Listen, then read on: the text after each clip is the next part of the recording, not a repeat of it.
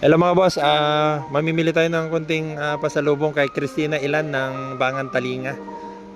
Mayroon kasi nag-text na may sakit daw siya. Dalawin po natin, dalhin ng konting pasalubong. Good afternoon. Hello po. Hello po. Okay na ba bangon? Ito na lang, Tin. Oh, okay lang. Sige.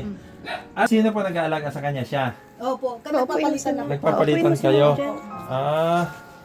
Sige. Para kung may time po ako magluto. Sabi ko, ganun. Annalyn, pakainin mo na. Ayan po, bihisan. Oo. Magkuhan ka ng asawa. Yan po lang. Sige, wag ka na gano'n. Okay lang. Tanaw. Oo. Anong mga kinakain mo? Ano, bawal? Marami siguro bawal. Wala na pong bawal para po. Sige na, para lang makaraos. So, ikaw te yung tumitingin lagi sa kanya. Opo.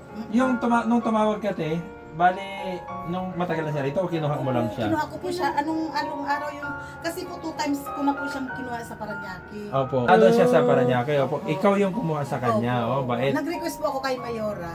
Opo. Ambulance. Opo. Na para kuhanin siya. Kuhanin po siya. Ilan po yung anak niyo? Tatlo po. Yung bunso? 3 lalaki. 28. 28. Mga lalaki po. Opo, lahat lalaki. Lalaki, oh. Pero nakakabangon po siya? Opo, doon alalayan. Alalayan lang. Hindi po ako nakakalakad. Hindi ka na makalakad. Mas mahirap ang kalagayan mo ngayon, te, kaysa... Yung pan, ito, talaga pong pan na siya. Oo. Na-stroke. Kumbaga, manhid na. Na-stroke na rin po siya. Na-stroke po ako sa aeroplano. Pero wala pong ano. Pati po mga kapatid. Mga kapatid, wala din pong ano. Mas mabuti pa ibang tao, ano? Pero bihira po yung ganyan sa inyo. Oo. Huwag po ng blood na po. Humihingi po ako ng tulong para po makasurvive po ako. Ang hirap po ng kalagayan sa naranasan ko. Kung wala po yung mga kapitbahay. Ito na yung sinasabi niyo, magpahinga lang ako.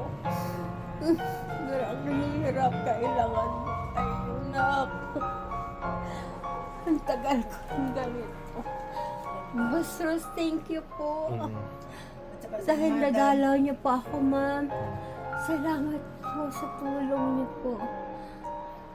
Sana mapaabot po sa akin na sa media po, social media po.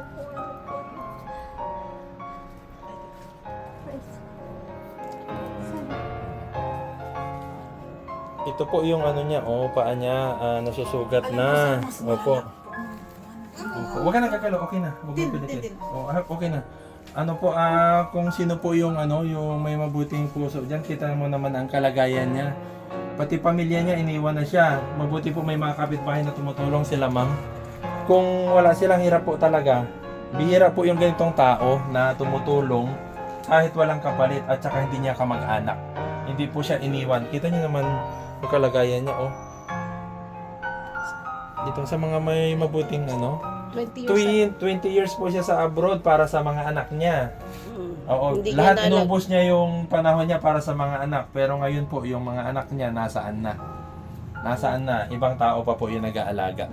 Kung sino po yung mas mabubuting puso diyan, pwede pong tulungan natin siya, magsama-sama po tayo. Para makasurvive siya kasi po talagang kawawa po talaga ang kalagayan niya. Kahit sa pang-araw-araw lang. Kahit pang araw-araw lang, kahit po pang araw-araw lang, makapagbigay tayo kahit konti lang po. Wala nang amount, wala nang basta kahit konti lang makatulong lang dito para hindi sila masyadong mahirapan, sila ma'am, yung mga tumutulong, parang suporta lang po kahit konti.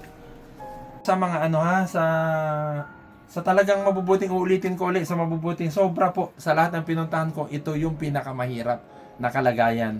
Magsama-sama po tayo, tulungan natin siya. Kahit ngayon lang po habang nabubuhay siya, kaya naman po natin pag magsama-sama tayo. Oo, yun po. Oo po. Yung nag-aalaga sa kanya, meron pa po akong konting dito. Kahit pa paano po, pang dagdag nyo lang, iba po ito. Hindi po, alam kong mapera ka te, pero... Hindi po, ikaw naman. Hindi, sige, te, kunin mo na to te. Sige na.